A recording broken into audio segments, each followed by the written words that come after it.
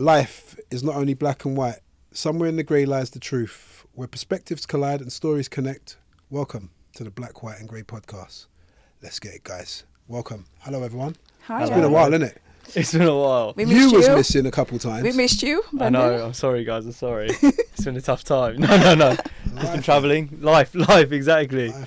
But yeah, so I want to come in with a fresh topic since, I've been away. And I want to talk about, first of all, dreams and why people in life settle for less.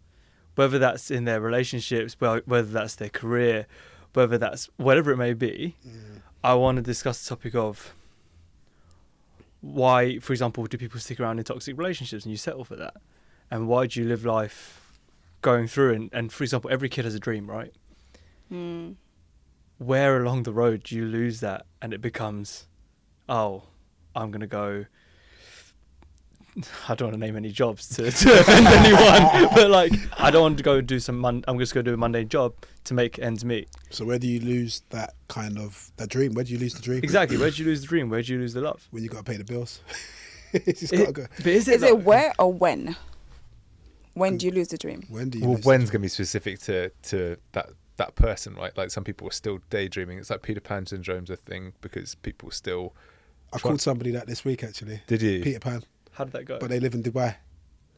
But then you can have a whole city and a whole life that's set up to be Peter Pan. That's what it is. I'm saying you've moved from the UK, you've gone to live a whole new life in Dubai, and then you're out in Dubai just living, but you're not really aging, and then all of a sudden you see yourself aged, and you're like, I look old now.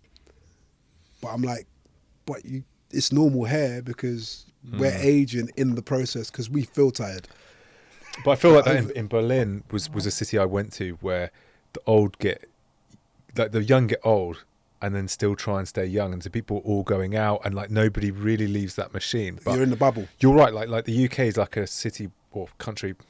UK is a country, long day, where you can be any age, and it's like there's a category for you. It's not like you run out of that road for that city. Like I wouldn't want to be 80 or like as you say, like still in Ibiza. We were saying that's earlier. what we were just talking about, right? Like being in Ibiza, and you've got categories of age groups all the way up until they're 60, still partying like they're 20. Yeah. So you're still in the bubble. So it is the Peter Pan syndrome in countries. So with that, then, would you say that? Because a lot of people would be like, "Oh, you're living the dream. You're out here at 80, 60, for example, Thailand, Ibiza, loving life and just partying, whatever." But then, I would argue that stems from the fact that you've lost your dream along the way, and that becomes the dream of like just not having to do anything. Or is it a realization and the life that you were sold when you was younger that added to your dream was a lie? And like you said, you're actually living a dream of freedom, just enjoying and just being. Well, that's interesting, right? Because dreams are now like something that's got marketing wrapped around it.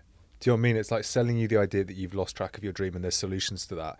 Is a whole marketing industry that goes, Brendan, you'll be happy if only you do this.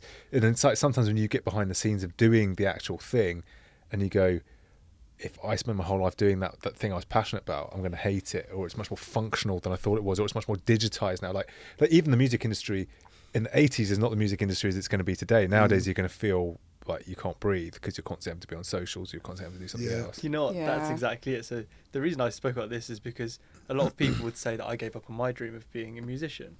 But then I would argue that my goals and dreams just changed along the way when you realise what that dream is in reality compared to perception. As you said, it's marketing, right? So when you're young and you see all these celebrities out and you think, wow, they're famous, they've got money, they've got the perfect life. And then you get a taste of it in reality and you think, oh, it's not my dream at all. If anything, it's a nightmare. So then, for me, that point was, I've not given up on my dream. But then if we talk about, if you ask me as an 8-year-old what my dream was, yes, I'm not doing that anymore. Does that mean I've given up on it? Yeah, but can your dream alter as you gain more experience and more knowledge in what is actually available to you too? Absolutely. So the idea that you're alluding to, which goes back to the initial question, when do you lose your dream? I don't know if everybody does. I think some people gain another dream and I'm sure you're able to have a dream, fulfill it, kill it, and start a new one. Yes. That's it. Yeah. Is to keep cycling through, but making sure there's a new target, rather than just get despondent, be sad that you miss your one shot, the one life you thought you were meant to have, and then just be bitter. Yeah. So I agree with that. Yeah, I completely agree with that side. So then you've got people like that will do that. They'll move on to something else and fresh. Then you also have the other side of people that will live their life from the age of, as you said, like 20, 19, finish work, go to the pub, go home, finish work. That's go it. pub. Podcast over. Let's go. But you know what I mean? So that, Yeah. but I'm sure they all had something they wanted to do. And so that obviously there's two sides of people. I'm not saying everyone gives up on their dream, and nor is it that people necessarily give up at all. But then you do have the other side where I know a lot of people that have settled for less, whether that be in relationships or dreams, right, or career moves. So that was the question I was thinking about when you're explaining. I'm like, how do we define what a dream actually is? Exactly. Because through that, Ed was saying targets, right? But is a target a dream? Is it big enough? Or is it just a target within a bigger dream? Like, what is a dream? Well, exactly. How So are we defining start when you're a kid. As you say, like what are you dreaming about, and why are you dreaming What about did you it? want to be when you was little? Oh my god. I think we should do the room. Yeah. Okay. I know exactly what it is. So there were some things that I was really interested in, like fascinated, all the usual, like sharks, dinosaurs, space. Like, I just couldn't get enough of it.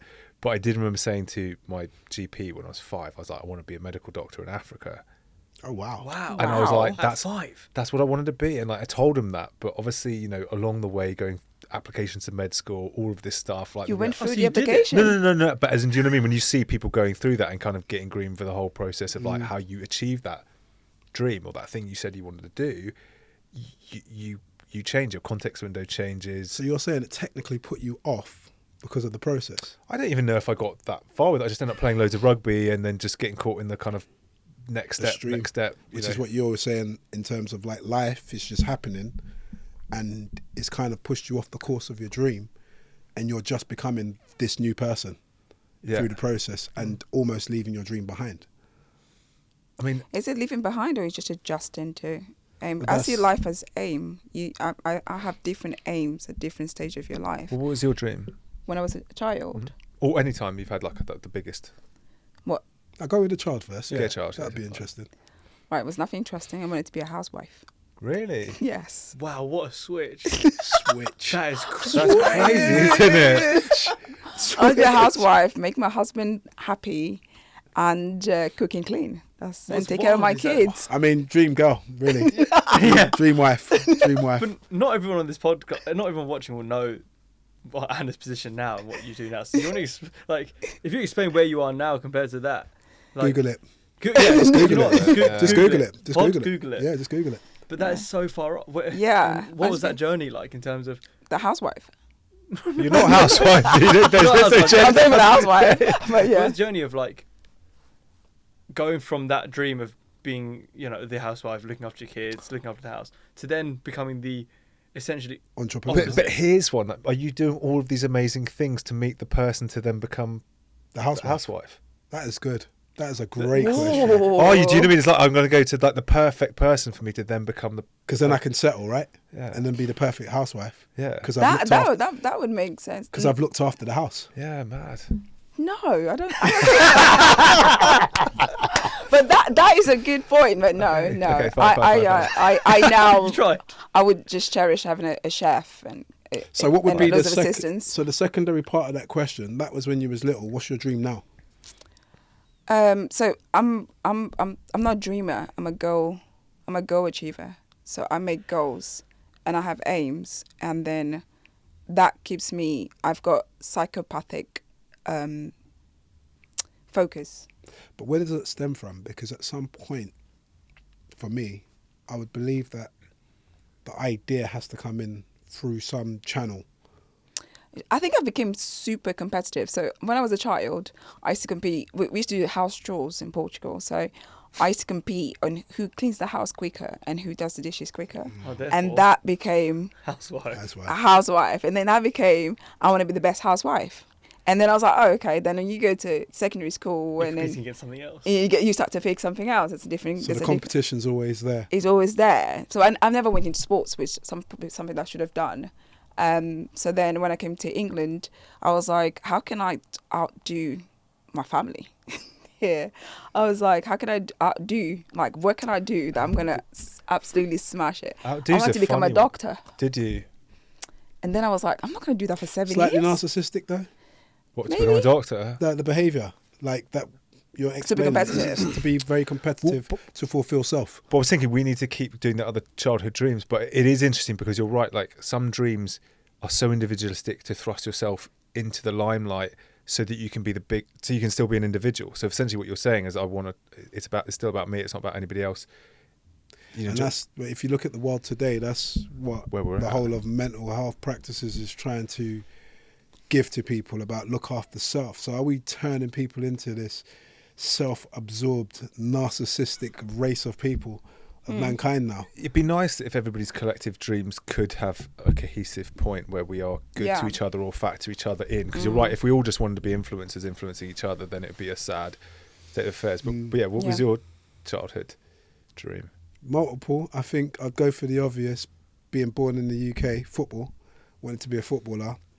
Can you get so because obviously your generation of like and to some degree mine, right, as in like growing up. Sounds a bit rude. No, but like What, first old started people? watching Old football people, in yeah. like I don't really remember Well, let's just leave the year. Yeah, no. Sure, but it was different. So who were your influences when you watched like Premiership football back in the sort of It wasn't. whenever? It was called Division 1. No, I'm joking. Actually, no, it was because Premiership came in 1992. That's when the Barclays Premier League came in. Brendan, you weren't born yet, was you? No. There you go. So you watched it and you were like, but who were your favourite players, for I'm instance? not going to ask. Mark Hughes, Paul Ince, Paul Ince, yeah. Ian Wright was around. Yeah, wow. David Rocastle, Arsenal. Uh-huh. Yeah, so those guys. I'm only interested because sporting heroes sort of set you up for that dream. Yeah, so in terms of sporting heroes, because it was bigger than just the Premier League, I mean, just bigger than football, it was looking at the likes of Michael Jordan, watching the Michael Jacksons of the world do their thing on stage, Princes. It was a vast majority of celebrity that gave us hope that we could be celebrities too. When you say So us hope, as people just growing up in Okay. the 80s. but I wasn't trying to even racialise that, but I know that, for instance, the Premiership in the 80s and 90s. Oh, that's nice, isn't it? But you know what I mean? No, but you know what I mean? Like it was too hard, right? As in like the players at the time, it was. I think. Well, I'm part of the Windrush. My parents are Windrush generation parents, right? So or grandparents. So they're first generation. Yeah, I'm first generation in the UK, born in the UK, because they were from the Caribbean. So that whole element of growing up in the UK was a madness anyway. Yeah. But I didn't feel the racism if there was. It was more, I was just flowing. I was just there. I was just existing because I was under that protective bubble, probably what my parents went through, because that would have been after the riots and all of that. So the country settled. So that's when sporting boom was happening and celebrity boom was happening. So in terms of dreaming wise, all we're seeing is a lot of money pumped into sports and entertainment, and all we're seeing is these magnificent people on TV and entertainment. It's just like, I want to be like you. That's it. So there was no oppression more, so it was more freedom. So, aspirational. So and also Aspirational, you think yeah. of the Michael Jordan example versus the like. So was it the sport or was it the money, freedom, status? It was a sport. Sport. Okay. For a child, as a child growing up, it was more the sport, because even with the expression of music, we was looking. Well, I'm a hip hop fan, so effectively there was a lot of hip hop, and that was NWA. So if you've seen the NWA film and what they went through, I could watch that and be like, oh, I remember that. Because I remember having that tape in my house, unwrapped the tape and played it. And the first word was shut. And you got the swear word. And it's like, but my parents don't really know what this is, do they? Surely not. Because the music, they didn't grow up on hip hop. No. So I'm playing this new sound and it's like being like, yeah, I want to be a rapper now. I want to be a musician. So either way, the dream was to always be in the limelight of something. Okay, so I've got one for you. So maybe part of the puzzle for how we make our dreams is we're creatively inspired, by influences, and we don't necessarily know what we're going to choose or what's going to like catch us. We ingest it, and it's how we then choose to kind of express ourselves or what we want to lean towards that helps us almost find ourselves, right? You go, that's a sound, or that's a sport, or that's something I can get on board with, and you sort of define yourself in that process of dreaming or kind of seeing these figures that are larger than life. And in some ways it's like the movement where you come away from your parents, which are your heroes, to something in the outside world that sort of feels even bigger. Yeah, because if we look at what Anna was saying, her childhood dream was, that was probably stemmed around upbringing and parents, right? Correct, yeah. So that was her exposure through that process. So that's what you're alluding to. Whereas for me, it weren't so much I want to be like my parents, because I was exposed to bigger, because they set me up to see bigger in terms of exposure to the TV. So I had that exposure based on, and some of my friends didn't. So I mean, I had TV. no, but that's what I mean. You're years later. I'm talking during that time when their jobs would have seemed so primitive to these massive superstars on TV that we're exposed to because of the boom that was distributed through those channels, right? Whereas by the time you was coming around, that was probably like, all right, whatever, and suppressed again, and then it was back to appreciating your parents. Because what are you, 10 plus years younger than me? No, Yeah, of course you are, don't worry. only 5 years. Yeah. Okay, cool. Yeah. 5? Yeah. No. No. We need some numbers, otherwise we're not going to 6 years. Nah, 6 we're years. not 6 doing years. that. 6 Me years. and Anna, we're not doing that. We're just keeping that between us. 6 years. 6. Six. Is Yeah. it? That's Yeah. not bad then. Younger than you. Yeah. Okay. Yeah. So yeah, maybe you're right with the amalgamation of how the Well, I've dreams got are a point to come coordinated. back to after we'll give Brendan his Yeah, shot. I do as well. Go Go actually- for it. Before that, you're saying that because of you exposed to that, your dreams are always larger than life, because So you're saying housewife is a small dream? No, I think that's a massive dream actually, because you could have a big mansion and it's a big house. yeah, No, I'm saying I don't think it was more. So back to Ed's question in terms of like, was it a financial? It wasn't so much to do with financial. I think because there's a large amount of us that grew up with the same exposure, but I always felt that I was always going to be. I'm supposed to be something larger than life because I've got something to offer the world. So I've always felt like that. And I think those characters in terms of music or sport was probably the exposure to then deliver that message on that stage. Or you probably thought that was the route for you The to route demonstrate demonstrate it. whatever you're Yeah. feeling that you don't know what it is, but Don't know you what know it is. you need Yes, to it give was out. a feeling more than Yeah. I want to be that, because if you think about the stuff that I've said, I'm like musician, football, I've given you different characters and they all happen at the same time. But it's crazy. Like, when you watch Netflix now, and it's just about far enough into the future that you get nostalgic reference points to the 90s, I'm starting to realise how programmed kids of the 90s were by America, basically. Yeah. Yeah. We were America's- loaded with like the peak entertainment Yes. era. Yeah. And it's only like now I've seen the world, and we're all sort of collectivizing in a different way that you look back and you go, a lot of my worldview was shaped by America. America. Yes. Yeah. How about you, Brendan? As a younger, dreams. no, I think as a like, where you feel Charles, that go on. America has influenced your views on? absolutely. But I was a Disney Channel kid, Oh yes. Yeah. so all I watched was Disney, which is all Yeah. American. Yes. And then you grow up thinking, oh, I wouldn't mind growing up like that. Yeah. But then I look, and now we're at the age I am. I'm glad I've grown up in the UK, and and I am who I am. Me too. But I'm glad you then- didn't grow up on Disney. Yeah. But where did you grow up again? In terms of, I grew up in London. You grew up here, sorry. It wasn't- Southeast London, yeah. So I grew up in Bromley. Yeah. Bro. Brom, yeah. And so I've always been there. But yeah, I grew up on Disney Channel. That was, so I was a Disney Channel kid. So completely the same thing in terms of It's powerful. So not Nickelodeon. not as much. Wow. Still a bit, but more not Disney. as much. It was more Disney. I was more of a Hannah Montana, Sweet Life, Zack and Cody. But I don't even know if that's. That's why you was a singer. Yeah, that's what I thought. Music. But a here's the musical. thing, though. All those Disney kids, they all, at some point in their career, they did dip their toes into music. Yeah. Whether they were successful or not. Well, it's just theatre in general, right? So it's just performance. They just want it to be in anything Absolutely. performing arts. So, you see that and you think, okay, I would love to be a musician. And I loved singing. So as a kid, my dream was singing. I wanted to be a singer. But then you fulfilled it. Yeah, exactly. You did. to a certain degree. But why do you get it Yeah. taken away? As in, why do you like you can't stop being a singer? You can sing, so it's like that's That with you is true. always, right? We just statistically go somebody's a singer because Or was you always a singer and then you learnt how to deliver what was inside you? Because I don't think can anybody be a singer? Can you train any vocal cords to be? Yes. really. I would say anyone can sing. Oh my god, I'll take you up. I'll But take you up on that bet. But that is coming Me from too. someone that can sing. Yeah, So yeah. I don't know what it's like to be on your body. I mean, I don't think I've got a great voice. No, I've not do never I. heard you sing. So unless you want to do a performance for the pod. What did you just say?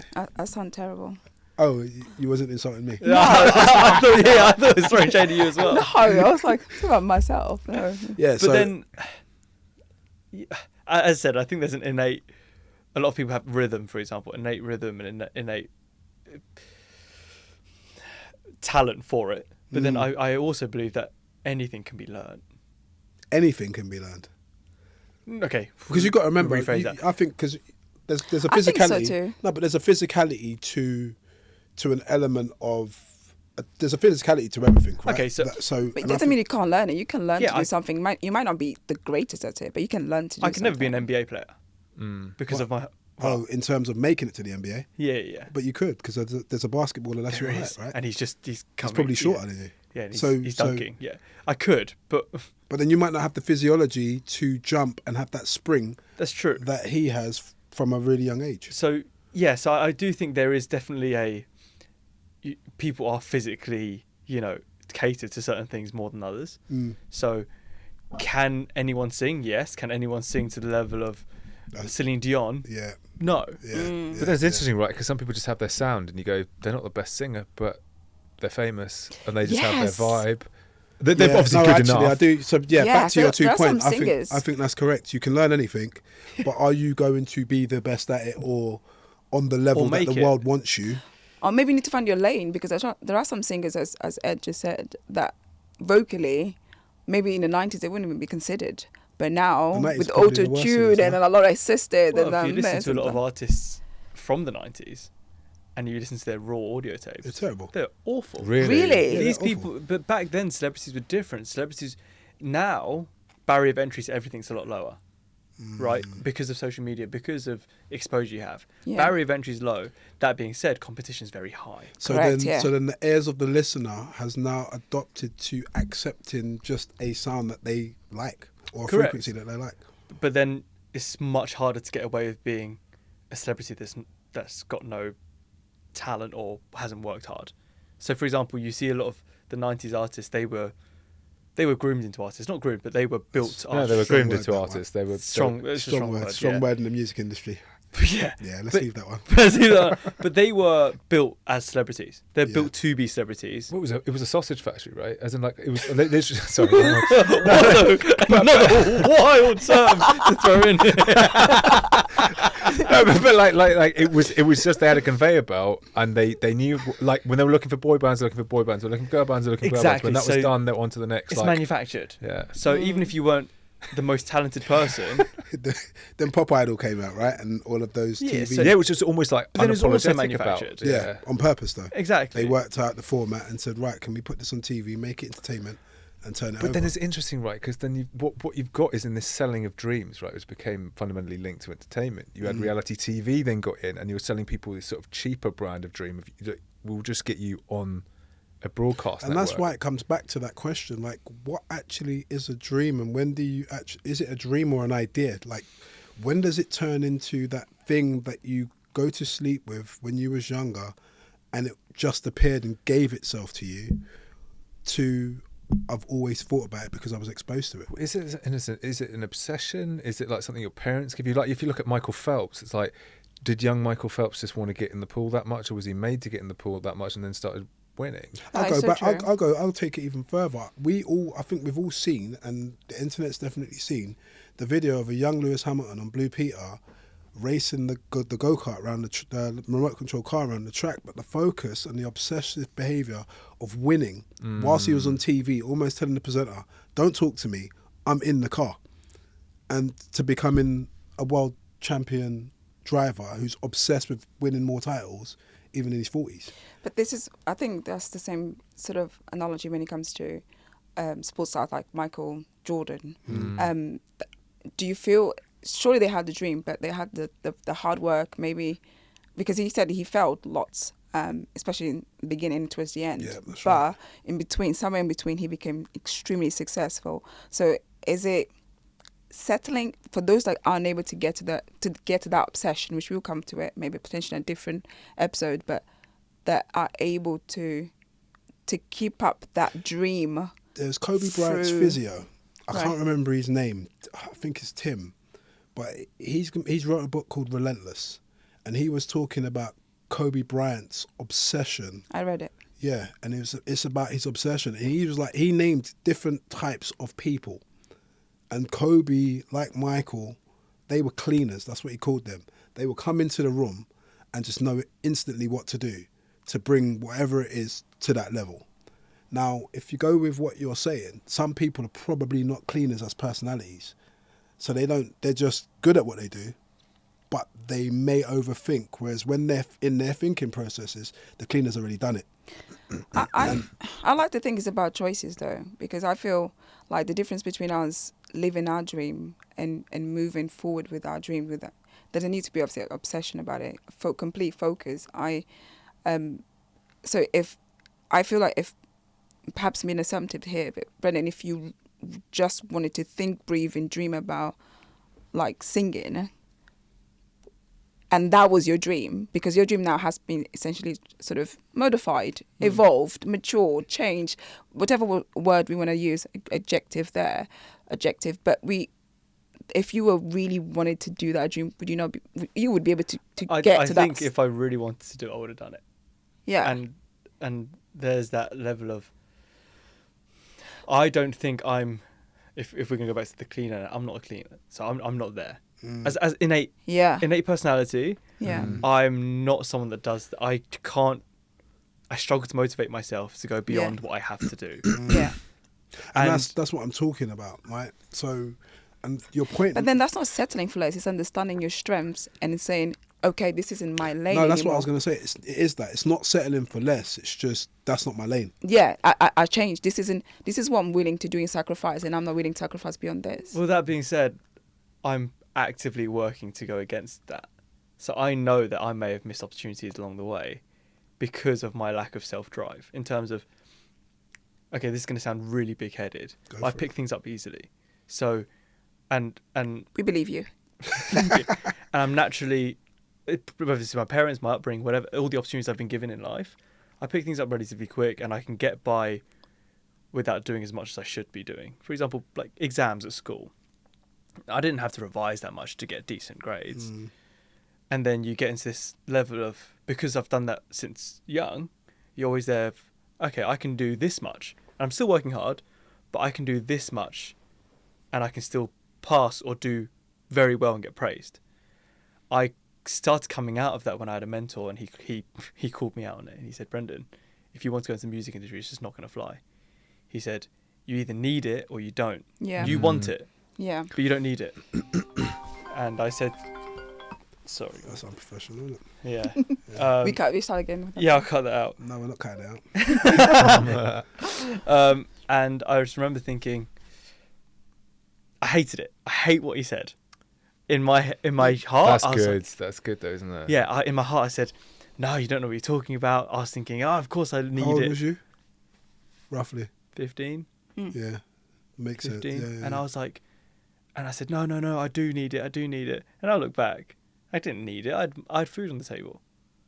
Actually, when I started pushing myself, it was when my parents split up, and I lost the, because I grew up, I was lucky in terms of I had a good upbringing. So would you say it's that the privilege, so to speak, is what stopped you or blocked your desire and changed the need? So that's what it is.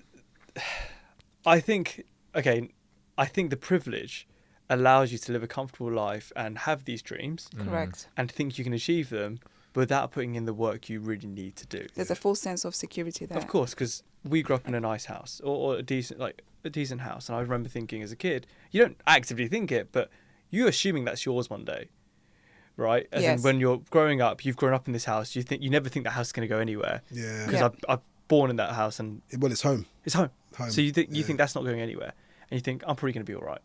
Dad's doing okay. Mum's doing okay. You know, things are going to be okay. And then around that 15, 16 age, things started falling apart, and that pushed me to be better. So it was like bad events and necessity that drove that dream, because you're right, like I think if people are well adjusted, they're offered a portfolio of things to do, take a nice holiday here, do that, get good at this random sport, and you just end up integrating at a level because you've kind of want to have the escape velocity of where you're at in your starting point. And some people may go, I hate this, I will do anything to get out. I've got one or two chances. Where some people go, actually to fit in is, you know, especially in the UK, is don't put your head too much above the parapet, because otherwise everybody gets a bit negative about what you're doing with your life. And you know, Yeah, I mean, I think, yeah, I'm just thinking about both of those points, and then thinking about your story, obviously, because I've definitely sat down and spoke to you about your story, and then thinking about myself and where do I fit in that scale. Now, I didn't grow up in privilege, but I grew up more fortunate than my peers who were on the same council estate as me. Do you see what I mean? So my parents own their house, whereas everybody around me, majority of people around me were in council houses. So I felt a sense of privilege that actually we're the first to have Sky. But Which is then, crazy, yeah. Which is crazy, right? But then it was like everyone would come to my house because we had Sky. So I had the sense of privilege, but we were poor. but it's relativistic, isn't it? Yeah. They always say that actually one of the coefficients for like aggression in society is like how relatively different people feel on like a wealth index. Whereas if you go, actually in the local vicinity, I'm the man, that's good. And we felt safe, and I felt safe. So, and I think safety is another one. So again, it's almost like, it's literally, I'm thinking about it as you guys are putting it to me. I'm like, was I privileged? But in my estate, I was. In a relative sense. It's you know, relative, yeah. It's all relative, In a relative right? sense, So- I was privileged. And it actually gets to that point. I got to a point where in life, I really had to start downplaying where I was in like with my family. I didn't want to be associated with any sort of money. It's really weird. So like, for example, when I went to Brit school at like 16, 17, there's a lot of people from loads of different backgrounds. I went to private school, and I remember, and when you say that, people look at you differently. And I never brought anyone around to my house. I tried to avoid it like the plague. I didn't want anyone to know I had money. Or like, So you felt ashamed in a weird way, like in a weird way, yeah. Not ashamed. Not ashamed, though. And I never had money. But I still felt safe. Yeah, so yeah. And and it was almost like I didn't want people to know I was broke. Why did you feel uncomfortable? Not ashamed, uncomfortable. Yeah, that's a good word. Why did I feel like that's a really good question. Because I didn't want people to look at me differently because they know what I have. Because, for example, it's not like my parents gave me everything I wanted. They were very strict with like, I only get presents birthday, Christmas, and that's kind of it. You don't get what you want whenever you want. But then as soon as someone comes to my house and they see the house we live in, you sometimes see a switch in people. And you're like, you get treated different. So you've seen the change, which then added to the trauma, I say, that then shut off that part of you. And then you that start didn't wanna thinking, give. I don't want, if this leads to fake friends, I don't want it. Yeah. Therefore, then being you pretend guarded. you don't have it. Yeah, then you're being guarded. You're being 'Cause you guarded. put up You're your walls at protecting. that point, right? Protecting yourself. Correct, And you're correct. protecting yourself and probably others as well. Absolutely. But then, as I said, when I lost all that at like 15, 16 kind of age, or 17, we sold the house a lot later, but then my parents split early. So, money problems came before we lost the house. But, no, not lost the house, sold the house. Yeah, sold the house. Yeah, let me rephrase that. Sold the house, Please didn't do. lose the house. You only lose the house in my area. Yeah. No, it is crazy because I'm listening to the story and I'm like, I feel like the total opposite. But I feel like I was just as safe as you was. Do you feel there's parallels in terms of how you felt? Yeah. So even though the situation is completely different in terms of Crazy. where you grow up, you could the emotional or like mental things going through your head. Yeah, the It's safety, probably similar. It was similar. As I said, I feel safe. Okay, I So feel therefore, I'm not driving myself to do what my peak of my potential is. But see that, but then there's that thing that I had that made me drive myself, and I grew up in sports, like with my peers that were around sports, and I think that element there, me being the smallest and the youngest in my group, I then had to work harder to be somebody. So that's because you were the small fish in a big pond. That's a small fish in a big I pond. was, for a long time, for example, I was the only songwriter I knew. So I was a big fish in a small pond. And then I went to Brit school and I heard my friend write a song and I thought, I either give up now because I just thought they're so far ahead. Yeah. And because I've never experienced that. And she went on to get nominated for Brit Awards. So she's really good at what she does. Yeah. And she writes songs for a plethora of artists, right? But then I remember sitting there in that class. We took a songwriting class and she wrote a song. And I was cocky, right? And I can admit that now that at the time I was like, oh, I want to sing my song first. I want to show you guys what I've done. Yeah, I did it. And then after she sang hers, I thought, I've got to go rewrite my song. Yeah. And I said, but that was a driver for me. And even when I was dancing competitively, there's different leagues of dancing, a bit like how you got Premier League and, you know, Yeah. there's different leagues of where you are. And I remember I was constantly becoming top of the smaller league. And then you go to the big one and you're like, oh, I'm really bad at dancing. It's funny, you know. And as soon as I was thrown into that, I improved exponentially really fast. Same with songwriting. When you've got people around you that are here and you're here, yeah. it doesn't matter what background you've come from anymore. Because then I looked past it, I was thinking, I don't care. I just need to get better. So and that competitiveness kicked in. I'm naturally competitive. I think because I've always been told to be humble, I used to, for example, when I used to play golf, I used to cry when I lose. And I think slowly over time, I've become far less competitive because I've been told to be humble. Would you say though that, see, all the levels that you're alluding to that you was trying to reach, did you ever reach them? Is the first question.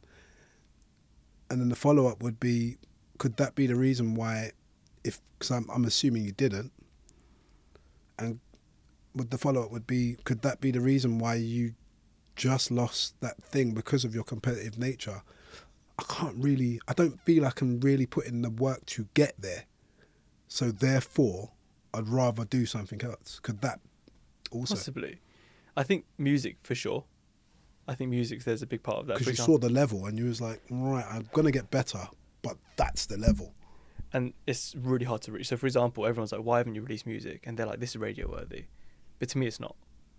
Because I'm still reaching for Miss I write for XYZ. Right? Yeah. So I'm always here. But is that also imposter syndrome? But also, can you like hearing this discussion? It's like dreams somehow seem so simple and so perfect, and then somehow, even as we're articulating it, gets so complicated and so like about other people and what do they think and where are they at, and we get lost in this cloud of like all these other variables and inputs. That's what I mean. Take something so nice and like liberating, and it turns it into this real quagmire of like stuff. It's true. And are we even like, we've all got to be honest with ourselves, right? Like we all, well, Anna, you didn't grow up in the UK, but we all are in the UK. Maybe we'd all be doing this differently if we were in the US. Maybe we'd be doing it differently if we were in another country. Like, for sure. We've got to sort of attach our dreams to the place where we're at, which is like, you know, sometimes I watch those shows where you get some person in a Nordic country that does like some crazy sport like swimming under like ice or something for a minute, and you go, I've just don't even have access to that, so that can't be my dream. I'm happy for it not So but you might be the best person that's ever lived, but you can't be that person. I'm happy not to be. Do you know what I mean? Swimming under ice, jumping in, all of that stuff, leave it out. Yeah, but yeah, you're right, you're absolutely right. So even like surfing and stuff like that, and that would just find you. That's on your doorstep. You just actually, I'll tell you a mad one. Did you ever read? Is it Jack Johnson, who was like an amazing surfer, and he cracked his head open really badly, and then just leant into his music, and his music just became. He was one of my inspirations when I was picking up a songwriter. Jack Johnson. He's the first song I. Back postcard. No. Yeah, that's the first song I learned on the guitar. No. That's literally the first song I learned on guitar because it's such a good song. But then that means that he didn't settle for less. He simply just changed his dream. He adapted, didn't he? Yeah. Yeah. But the desire would have still been there to be great at something, right? Or good at something. And he, like you said, he adapted. But the desire, he just moved over to the next thing, goal, target. I have a question then. You know, when you said that sometimes people settle for less, like going back to the original question, which is relationships or anything else you do in life. Is it settling for less, or they just can't be bothered to do more to be able to move themselves from that situation? Do you get complacent? I think they go hand in hand. Like, you know, I've there's been times in my life where I'm very complacent, and then there's times where I've pushed myself really hard. And in those complacent years, you can see it's direct correlation of what you're doing in life as well, and there's no growth, right? Because you're comfortable. Or you're trigger shy, right? You know that to actually initiate new growth will be to kind of rip up your current circumstances a little Correct. bit, and actually you go, I don't have it in me right now to be able to do that. I think for a long time, and even now to a certain extent, I still have that. For example, music, right? It's music or nothing. If I was going to do it, I would have to put so much time and effort into it. And then, as I said, pull the trigger. And for me, so much was riding on that in my head, because it actually became not just my dream, but everyone around me is like, so Brendan, when you do music, it almost became like it was forced. Everyone then, so okay, it was my dream when I was, let's call it 8, 9, 12, 13, 14. It became work. But then it became work. And then it became people saying, when are you doing it? Pressure. And then the pressure comes on, and it's no longer my dream anymore. But then you feel like you keep doing it because you're like, oh, then. So I had a stage where I was complacent in my day job, but I still wanted to do music, right? But there's so much was riding on me doing music to get me out of this day job that I was like, it's either fame or I'm stuck at 20 grand a year, right? And I was there. That made it really difficult for me, because the amount of pressure riding on this meant that it was too scary for me to release music. It was too scary to put myself out there, because Kind of goes back to the inner child, right? That person that didn't have the desire in the first place. correct. So when the option was presented and it became work, and you're like looking at that like, yeah, no, thank you. Yeah, so I wanted to be a lawyer when I was a kid. I used to argue with my mum a lot, right? As in, and I used to think, I love arguing. I'm good at this. And I said to Mum, I think I want to be a lawyer. And she said, you realise you have to do English A-level? And I was awful at English. Yeah. And I said, no. I don't want to be like No, I don't. Look, so could your mum have broken your dream? Well, because she said I'd do English. She put you straight off of it. No, English And you- A-level broke my dream. I have a question. Do you feel that because of the fact that, do you feel that around you, people are constantly telling you that you're not living your full potential? And, Yeah. and they feel that you're settling for less. But who are these And people hence- telling you though, right? It's like who's there to turn up Because to you and say you're not I living mean, Brendan, not to kind of inflate his ego, but he's quite good at many things, and I can see why. I've seen him sing, a cappella, and I've seen him singing live and stuff. He's pretty good at singing, and I've seen the dancing. I've seen that not in person, but Dad showed. But I get why. It's like looking at someone thinking, you can do anything. There's the pressure. I don't think the parents mean to do that, or friends and family. It's just that you love somebody so much that you sometimes They you want could to do see so you much succeed. better. You could Yeah. do so much better. I can see that. I can hear people And saying that to him. I get it all the time. I'm like, Brendan, why are you wasting? So even at my job, back like 3 years ago, I was doing my job, and it was a new role. I was happy learning new things, and they're like, why are you even here? They're like, Brendan, you can sing. Why are you here? You're wasting your talent. I'm like, okay, can you just let me do my job? There's a pressure. If someone feels like it's a compliment, though. Do you run from pressure? Not necessarily. Oh, this is a good question. I think I'd Or shy away from? Not run. probably choose to be a... Pressure scares me. Not just pressure. I think he doesn't like being uncomfortable. Yeah, but that would be the knock-on effect. That would be the byproduct. For example, of the when I used to pressure, have to take meetings with my bosses, it used to scare the crap out of me. Yeah. And I used to be able to, even though I knew the things in my head, when I went to go do a meeting, it sounded like I didn't know what I was talking It about. really does sound like imposter syndrome. And it Indeed. rocked me. Mm. Indeed. In what sense? You don't believe who you are. Who you actually are, your core. So I you've don't believe myself. Yeah, you've created this character that everybody can see, but you've created a character that you want to see to protect you based on all the different traumas that have been set up around you. Probably. It's almost like you can't see it. That's the crazy thing, because Anna's reflecting it back at you, going, "I can see this space." Everybody is. Yeah, everybody is, exactly. And it's Everybody almost Everybody in my Yeah. life. Yeah. So, for example, everyone says to me, "We don't worry about it, Brendan, because no matter what you do, you're going to be fine." but that's not helpful. I is don't it? believe That's I'm not fine. Yeah, that's not I don't helpful. feel fine. I'm thinking, God, it's a lot of pressure to do. I it. don't feel fine. Like, what I'm feeling right now. Like Anna might be like, "Brendan, you're going to be successful no matter what."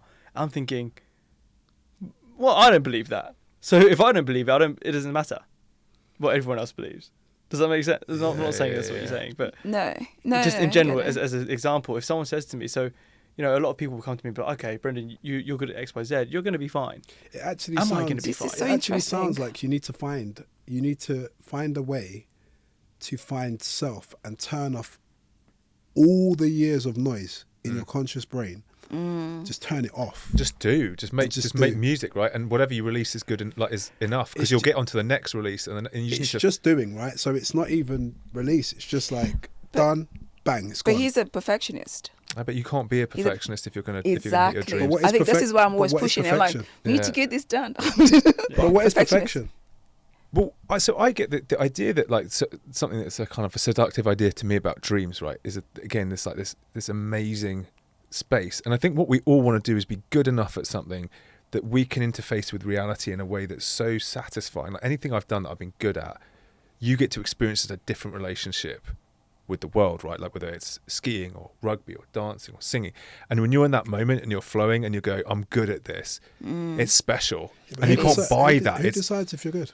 well, when you're sprinting and even for you, and you were just running at your best, and you go, "Wow, that felt good." You say Do you have another- you're fast. You say it yourself. Who decided that? Was it you? Well, Decided it's Who empirical, decided? though, isn't it? I was fast until I came up against athletes. Yeah, And then Well, you're God. rough. But I you grew were up fast. with Dwayne Chambers, so again, if you grew up with one of the fastest in the world at the You time, don't feel fast. I didn't feel fast at all. I felt slow, but then I'd go on a football pitch and feel super fast. Yeah. So then it became relative, right? It's And always then it was just relative. like, maybe I'm not old. And then you can make all these excuses to why you're not what you are.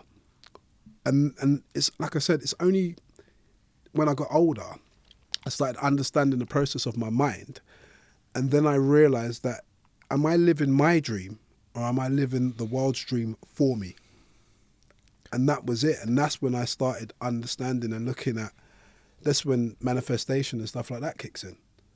Well, you know the feeling as well when you stop living your dream and living the world's dream is it starts to feel like a hallucination. Yeah. It starts to feel like something that's not so good, and I think that with the music industry, right, you'll get deeper and deeper into it, and it feels like you're hallucinating what your dream was. It's like it's off. You almost become a caricature. Yeah.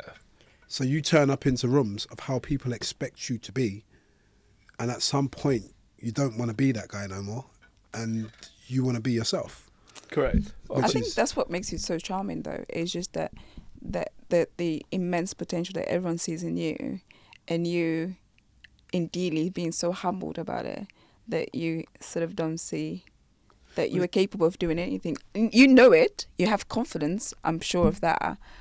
But it's just execution is execution. Execution is really hard. I mean, Or I've or worked on it. laziness. I've worked on it a lot in the last year, which is why I've kind of done what I've done in the last year, and it's working. But again, you still have days, right, Yeah. where You you revert back regress. to type, innit? Yeah, absolutely. So like, that's why I said before to you, I'm naturally not a cleaner. I'm forcing myself to do it because I know that I can. I know that I should be able to do X, Y, Z and achieve X, Y, Z. And actually in my head, I know the path to it. So why shouldn't I be able to get there? You know what I mean? Oh, I think it's just coming out of that thinking space. Do you know what I mean? Just a little bit. You're cerebral, and the problem is some of the pursuits you're pursuing are actually not that cerebral. Like some of them, you'll go there and go, I'm actually in a room full of people where it's not particularly mentally stimulating. It's just that they just have this like, I must do this thing. I've got a round robin of questions for people. Okay, so we touched on it. Have you settled in life? Yes or no? Isn't in any, are you talking about We'll any do all facet? four of us. Have you settled? Net in life, have you settled? I don't think so. I'd say yes. I think I have probably net. Where are you at today? Where I'm right now? Yeah, No. You haven't settled. No chance. no chance. This is good.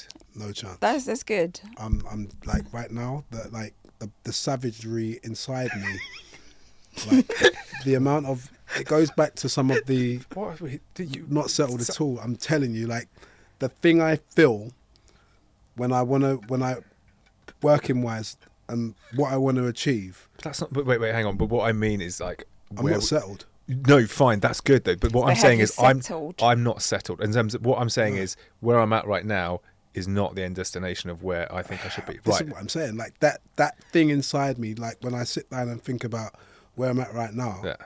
oh, I'm pissed.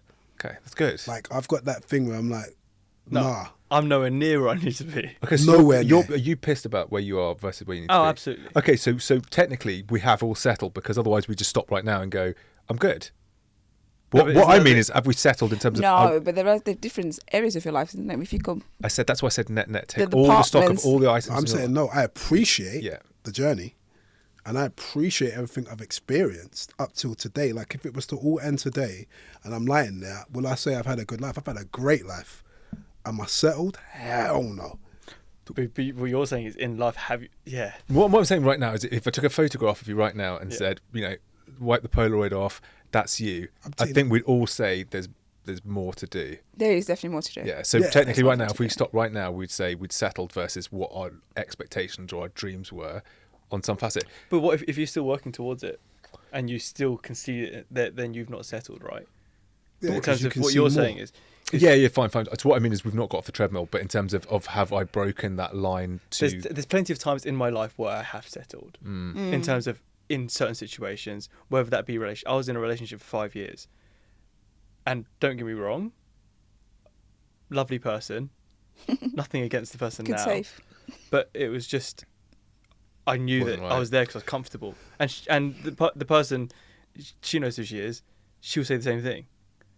We met when we were young, and you've just go with it. So then that falls in line with dreams can also have a natural end, which is where the settling part kicks in, and then you reinvigorate a Oh. new dream. Yeah. Or they serve you at a certain stage of your And they life, s- and when they stop serving you, you just change direction. So from where we are now, what would we? Because we all have a collective dream, right? Which is the podcast, and it goes forward, and that is a collective dream, and long may it last. So they can exist in buckets, and as you say, maybe. What point does this dream collapse and you go, nah? But the thing that I love about this is we just enjoy doing it. So whether it's a dream or not, it's like we let the I think we're friends now. those are singers Family. friends. Don't, I'll be in a circle. Don't lie, We're in don't- a circle now. You don't rate friends. don't throw shade at us like that. Don't insult me like that. But I want to say something, by the way, in terms of like the housewife situation, just to clarify. Clear it up. Yeah. Let's clear it up, yeah. And how competitive I am is because I can be, by default can be quite lazy, and I've detected that when I was younger.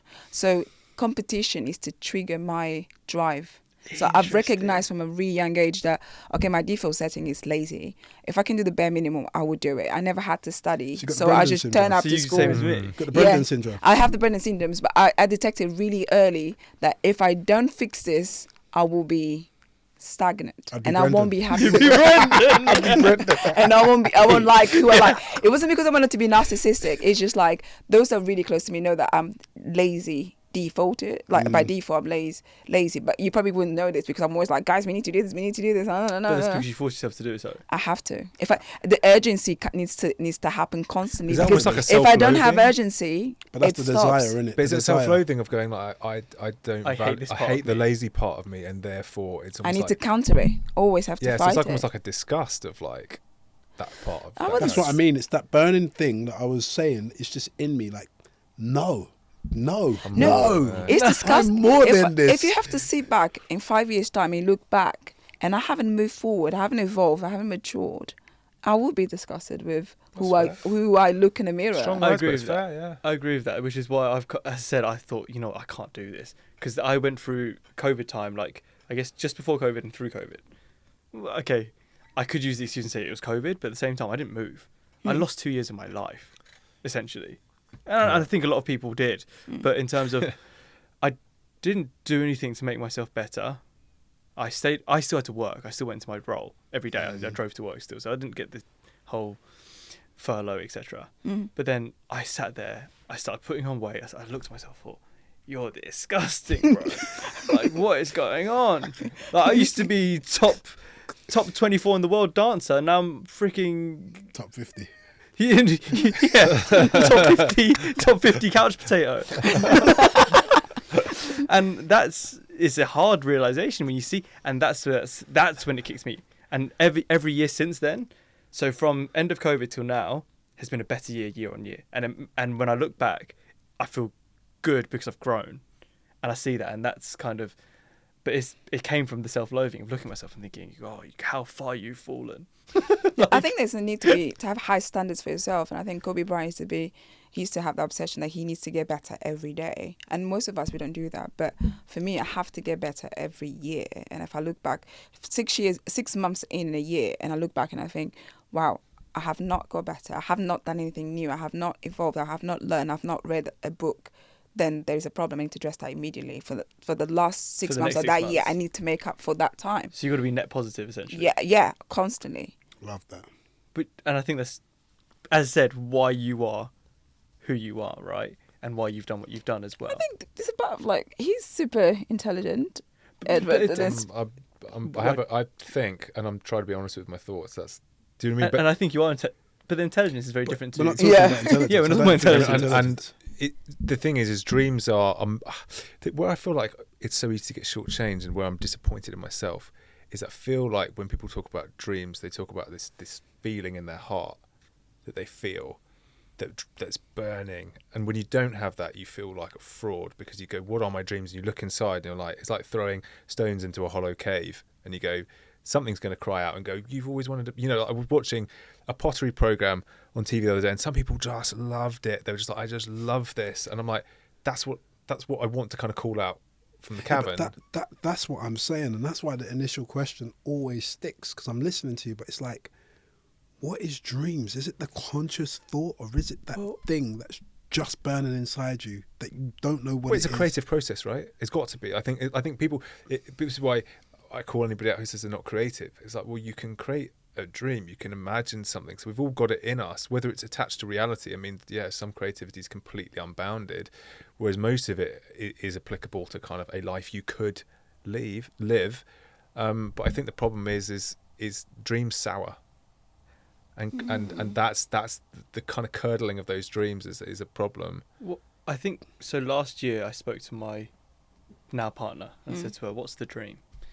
And she said, "Well, I've got a lot of goals." And it comes back to what you said, Anna, in terms of dreams.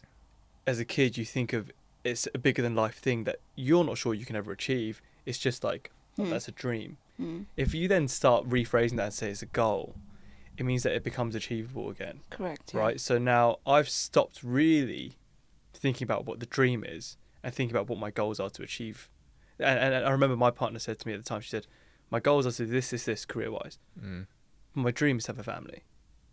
Right? Family could be a dream, genuinely, because exactly. I think if you talk about the whole settling thing, I don't think you mark a family that way. You just go, I experience a family, and that's that's beautiful, right? As in, you'll have aspirations and hopes for them, but you're not looking at your kid going, oh, I wish your face looked a bit different. You just accept them, and so it doesn't become this like scoring mechanism. You just go, I'm living the dream because it's my family as expressed by. I'm not going to answer that.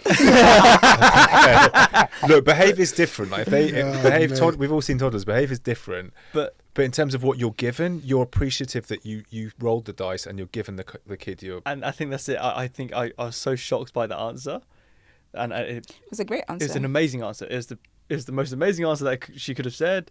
And it made me essentially fall in love at the time. I was thinking, I was like, wow. And that's the fucking dream, no? You falling in love, like, that's powerful. Dream, yeah, right. And I was sitting there thinking, wow, okay, yeah, that is a dream. Like, everyone I speak to, it's like, oh yeah, I dream of making this much money, or doing this. I'm thinking, but yeah, you know what? Having a family, I've always wanted kids myself as a kid. It's like, it is part of the dream. I was like, okay, yeah, I get it. So now my dreams have again altered, so my career things have become goals, which is why I'm working towards them, working very hard to make sure that happens. But then I've also got something to work for because I want a family. If I don't achieve my goals, I can't provide for the family the way I'd love to, and therefore It's beautiful. It is beautiful. It's actually beautiful. But it's like that's we've touched on something I think really really poignant, which is like Touched. actually kind of interesting as well. Is that what could be change falling out of one person's back pocket could be somebody else's dream, right? They could go, what you Yeah. have, your car or whatever. Like Yeah. that's my dream, It can and be- we just get complacent with it, and so it's like. Yeah. Or somebody being in like perfect shape, you know, and then you see the person in perfect shape, all they're worried about is like their Instagram follow account or something. It's like, so it's just like we almost need to bank the dreams, realize when we've turned goals, dreams, whatever it is, into something that we valued or a lesson, and then And I agree with that, and I think not enough people do that. So therefore, my dreams at the time when I was younger felt so far out of reach because you're never celebrating the small wins because you're always thinking, okay, I've done this, but I need to be here. So where I've done something in music, it never feels like enough. Yeah, but you could always look back when you're dead, innit? And you could just be like, when you're close to that time, or when you're retired, and say, "Let me look back at my life." But then you've never been. I know people that are constantly striving for more and they're never happy. God, they're just never happy. That's the flip side, right? You know, Yeah, it they're is, like, man. oh yeah, okay, they're living most people's dreams. They're living their own dream from 16. And they're now, let's say they're my age, right, for example, and they're living what they wanted to live back then. But they're not happy because they're now thinking of what's next.